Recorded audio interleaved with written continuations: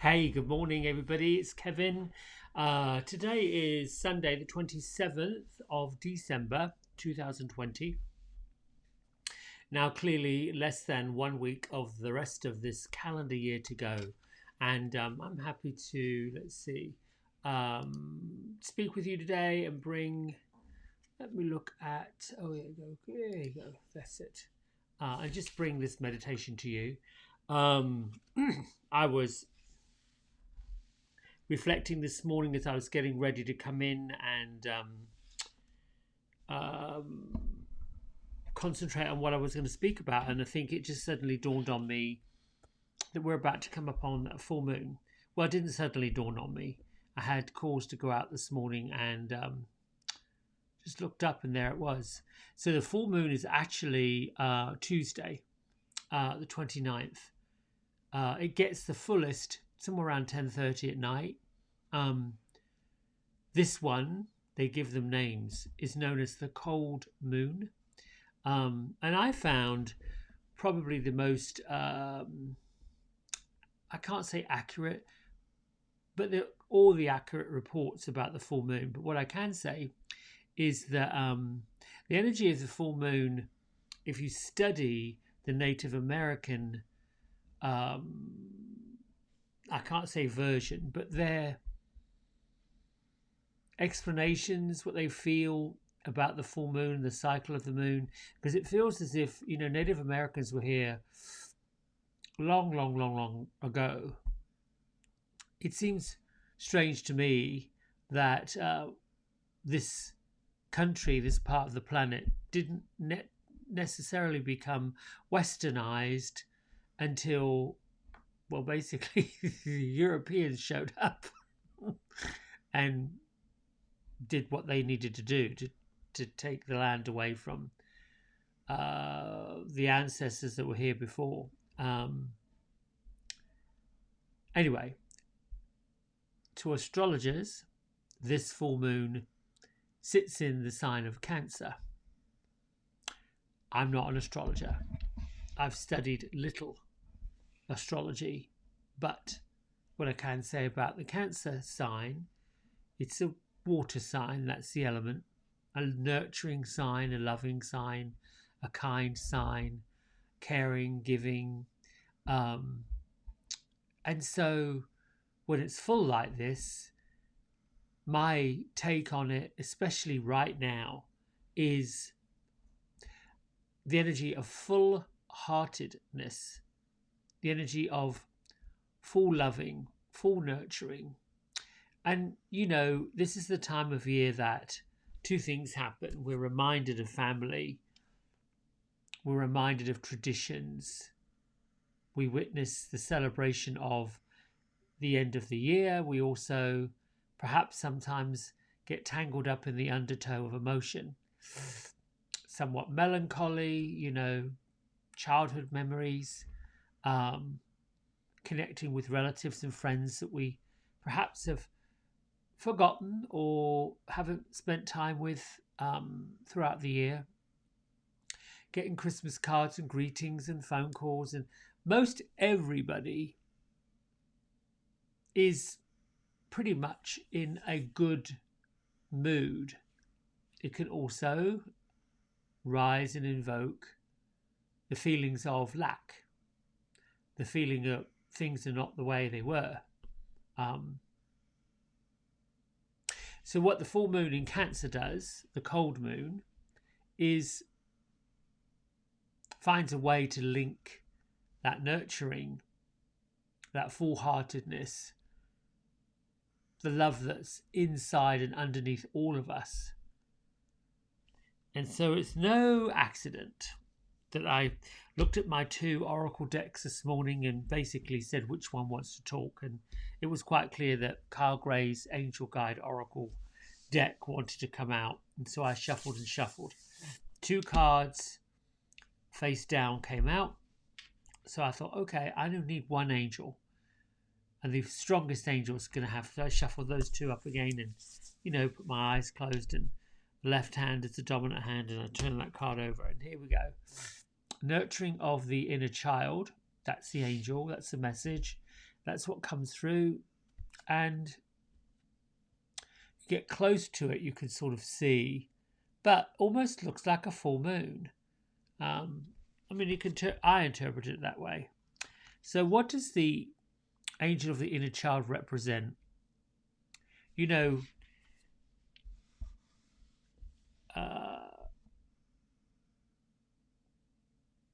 I'm reminded of lyrics to a Beatles song. When I find myself in times of trouble, Mother Mary comes to me, whisper words of wisdom, and let it be.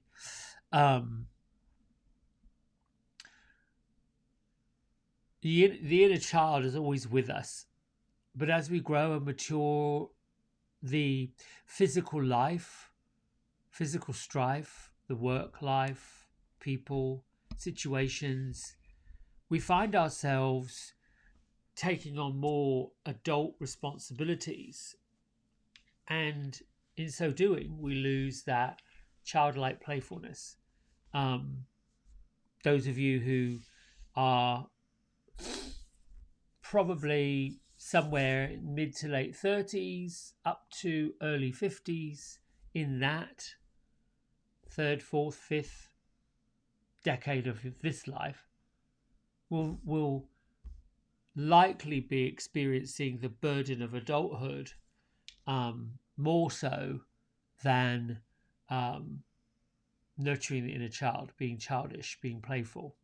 That sort of goes away in our 20s. All of a sudden, there's this rush to grow up. And in the 30s, all of a sudden, there's this rush to discover what our purpose in life is and climb the egoic ladder, as I call it. The ego takes over, the bossiness. We lose that playfulness as a child, because it's seen by others as being a little silly, a little ridiculous. And then there are the nights where we go out clubbing, if you will, listening to music, getting with people who just invoke the silliness in all of us. So the nurturing that inner child isn't about so much going out and being silly, although that can be certainly something that I recommend if you feel bogged down and heavy. It's a balance, but it's more about recognizing that whether or not you had trauma as a child, whether or not you had disagreements, whether or not you felt that you hadn't completed something, when we're children, things happen to us, we don't know what to do with them. So we create whatever story we can to cope. And some of that stuff goes on into adulthood, and the story changes. Feelings are always still the same. Whether it's disappointment because you expected something to happen, it didn't. Whether it's a lack of security, that somebody took that blanket out from underneath you and didn't explain why. Whether it was the loss of a pet, nobody sat you down and said, I'm sorry, they were just old and they just had to go on to Jesus or whatever. There are times in our childhood that they come up. And when we're adults, because we have reason and maturity, we have to figure out, why did this happen? So there's this going back and forth. Nurturing the inner child is also healing it. So the way to heal the inner child is to nurture yourself.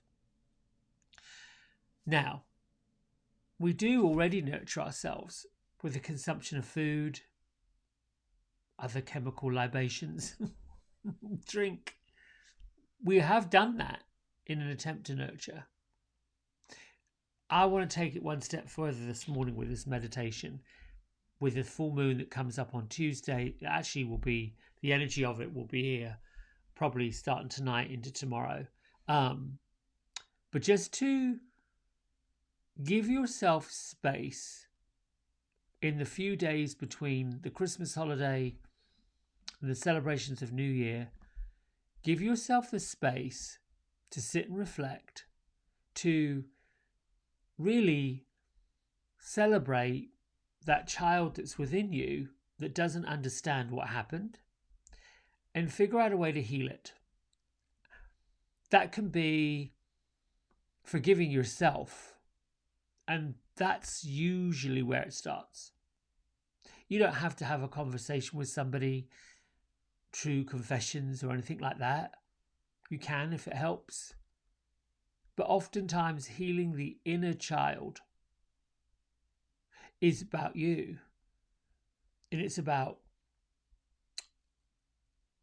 how do you untether yourself from all of the luggage, baggage, feelings, emotions, thoughts that you've been carrying around. Now, I've done this in a nice warm bathtub with candles and music playing, and just meditated and used the water as a way to heal, gone back into some of the most challenging parts of my childhood. There weren't many, I'm blessed, but there were some challenges. And I basically got clear on these are not happening now. And whether it's another person, a situation, something that happened that led to years, decades, a life of awkwardness, challenging times, it's time to let that go. And then there's a sense of freedom that happens, a sense of lightness, a sense of joy, a sense of happiness. And that's what I think right now, whether you're watching this in Australia, New Zealand, Taiwan, Abu Dhabi, wherever you're watching this and whatever language you're seeing it, right now on a global scale, we've got to learn to heal, to nurture, find a way to be compassionate and kind, find a way to give and serve ourselves and then other people. This isn't really about being selfish. This isn't really about not considering other people. It's about considering yourself, and through considering yourself, healing the inner child, you'll recognize how much it helps other people that are not healing their inner child. I think I spoke of this yesterday, day before. As we learn and we grow and we move forward, begin to recognize some of what we experience in other people. Not as a comparison, it starts off that way. And comparison can sort of get tangled up in judgment. Looking at judgment, you have to see judgment as being interesting. And then the final caveat of healing the inner child is basically to be more lighthearted, to become more playful. Doesn't matter whether you're 6, 16, 60. There's a time in all of us where we can dance a little lighter, breathe a little deeper, just be a little more spontaneous. All right, my friends, it's time to meditate. So get yourself ready. Let's see what Spirit offers us. Get set with yourself physically. For me this morning, my neck, shoulders are somewhat tight. So just with your eyes closed, take your consciousness to your body, and you can open your chest up, pull your shoulders back, lift your arms up, whatever that means, to integrate your attention to your body. You've got this physical body that you have to fit this amazing spirit into.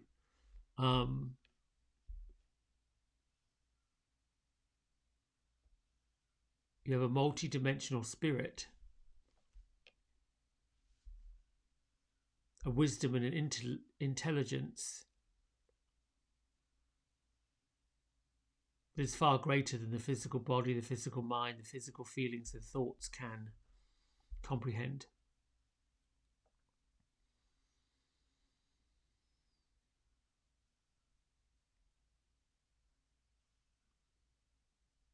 Bring your mind and your consciousness to the soles of your feet.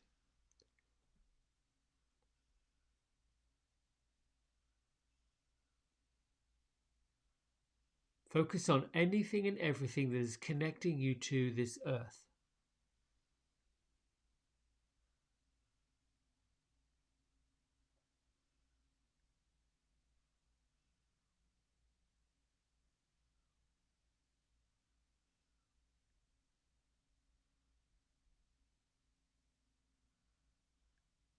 Focus on your legs.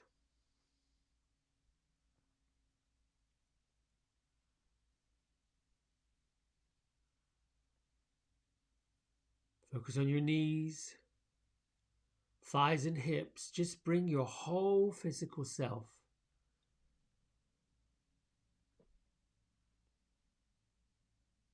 Your seat, your abdomen.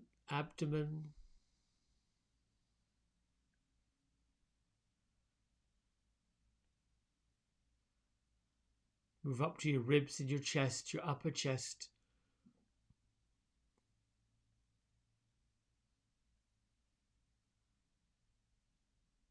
Collarbone, shoulder joints.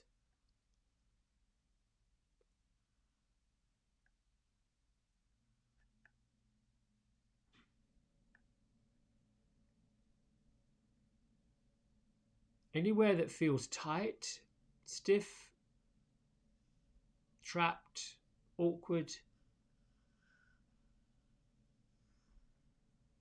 perhaps uncomfortable. As you breathe in, send that healing energy, loving energy, kind energy to those spaces.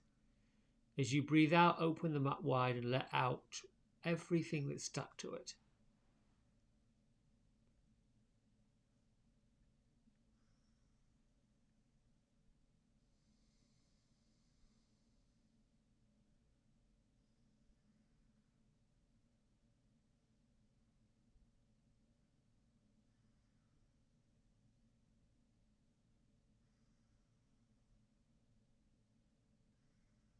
Your soul is anchored into this brilliant body.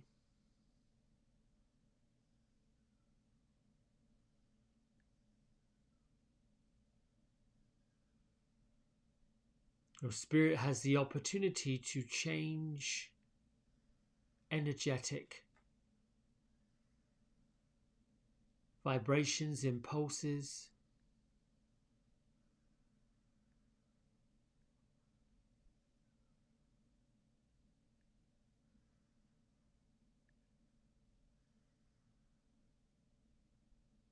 You are the keeper of your mind. You are the keeper of your body.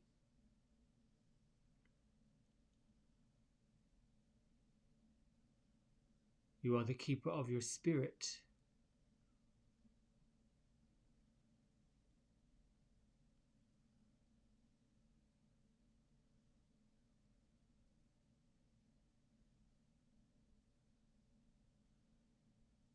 Whether all the positive elements of you, your joy, your compassion, your love, your energy, your prosperity, your abundance, or the highest light, energy of the universe that's part of you.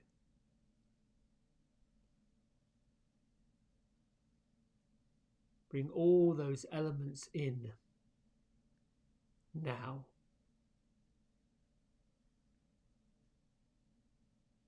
Be conscious of them. Be blessed by them.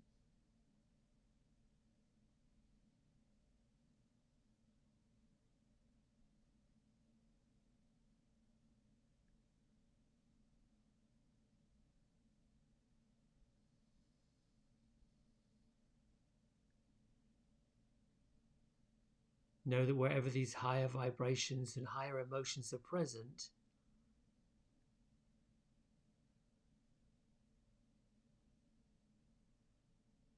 the opposite,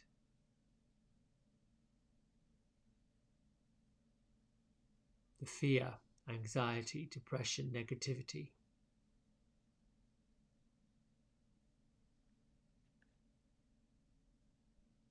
they're strangers.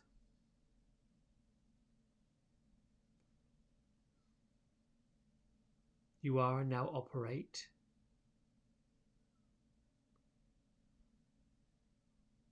with the feelings and the vibrations of love.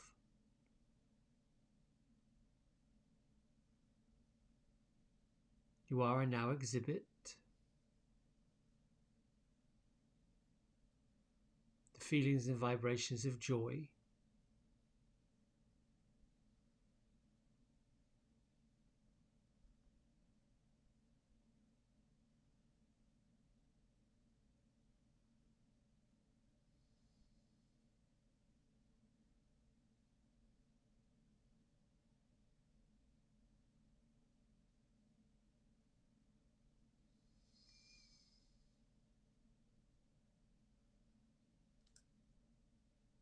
Begin to bring your feelings and your mind, your consciousness to your heart chakra.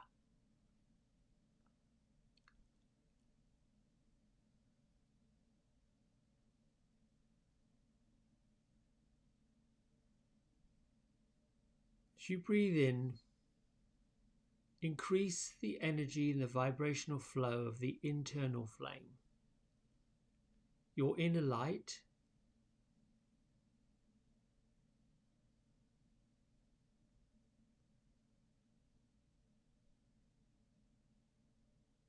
And just as the energy of the sun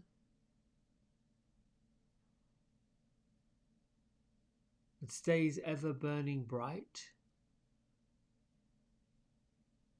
warming and energizing the planet,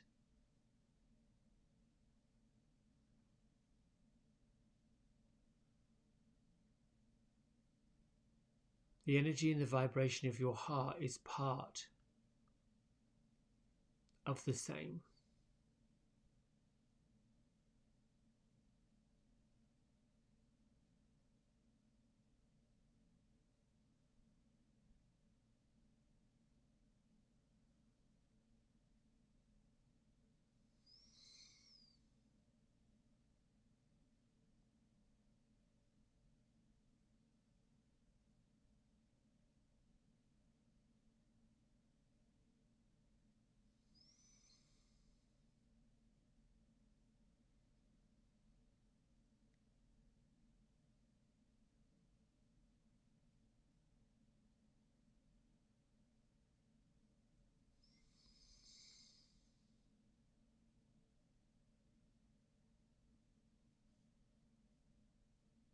Allow your breath to settle into your body. Allow your heart to be open.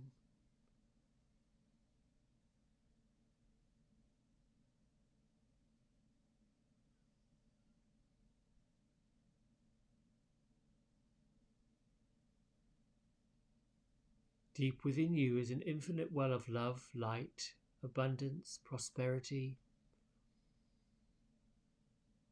compassion and kindness.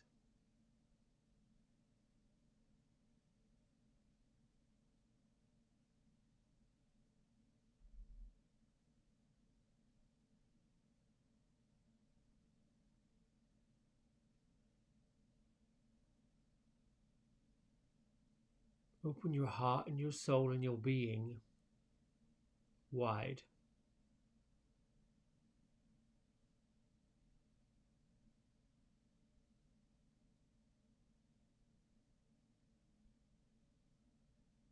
See yourself as the vessel, the bridge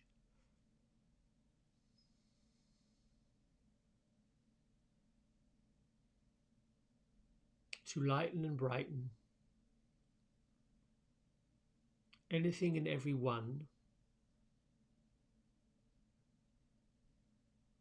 you connect with.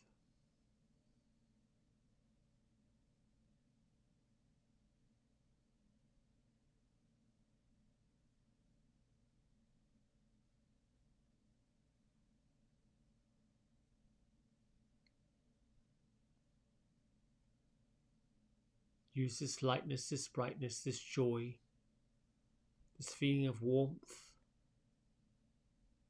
kindness, compassion and nurturing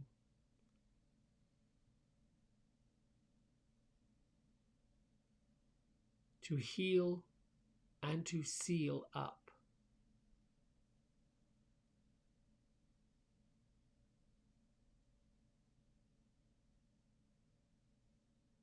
any and every difficulty, challenge, past programming,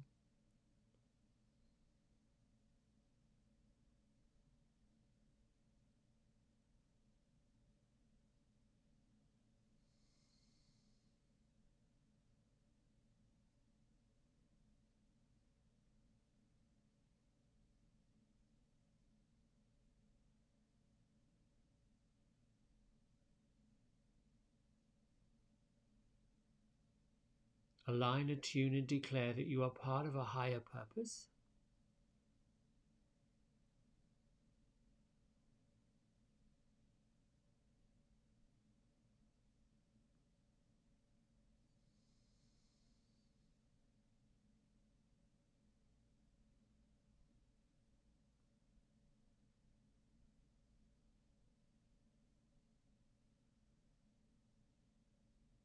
Use the wisdom of your spirit to know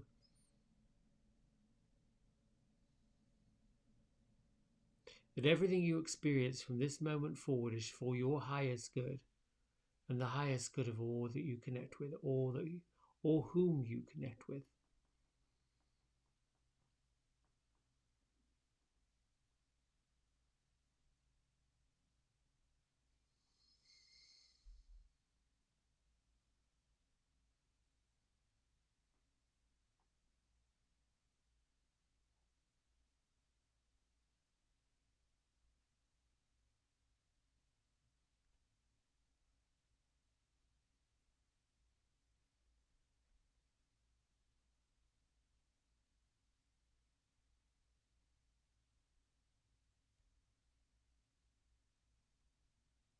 Continue breathing, being open,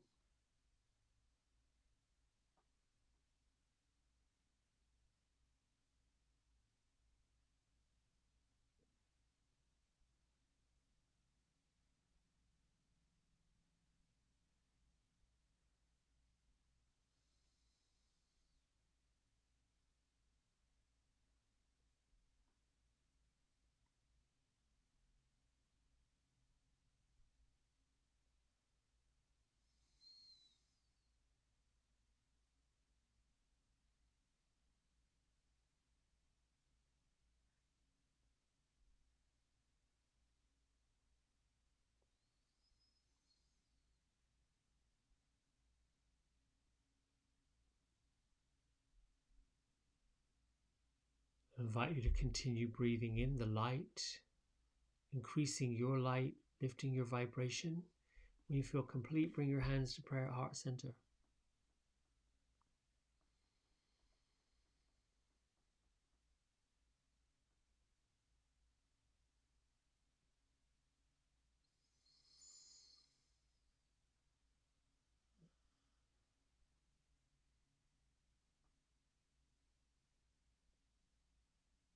Lift your thumb knuckles up between your third eye center of your forehead.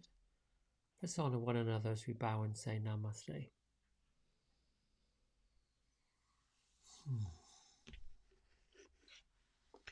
Meditation doesn't have to be complicated. It could be just that nurturing, kind, a reminder that everything we're doing, all that we are, is for a reason. And each morning, think of a time in your life when maybe you could use some understanding. You know, we've all got shadows, I call them now. In the past, we've done things, we've said, people we may have unintentionally hurt. Now is the time to just forgive that. Again, you can use it as a personal acknowledgement.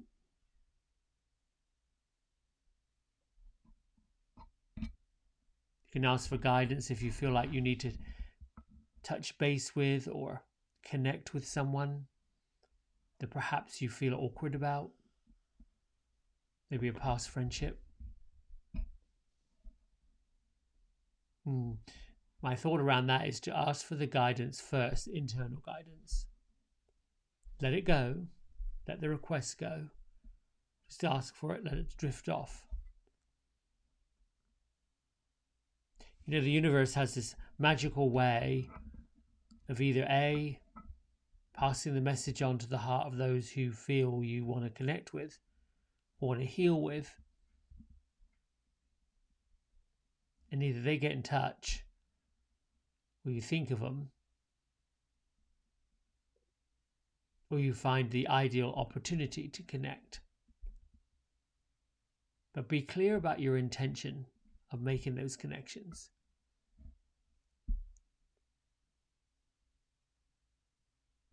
Sometimes forgiveness, well, all times, forgiveness is for the person doing the forgiving, to nurture them. And sometimes we say to somebody, well, I regret doing thus and so, I regret what happened, I regret the awkwardness, I'm sorry about so and so. And there's a little caveat I want to offer you. The ego, that self-serving piece of ourselves that we're given, takes each and every opportunity it can to stay in the safety zone. And sometimes we can be drawn into, mesmerized by, attracted to the dramas and the stories of the world because we're curious. Human beings are curious by nature. You know, we hear a bang, we see flashing lights. We're automatically stimulated to look, to pay attention, to draw into. All that Spirit's asking you to do is to trust, put a little breath, a little space, and go deep within your intuition.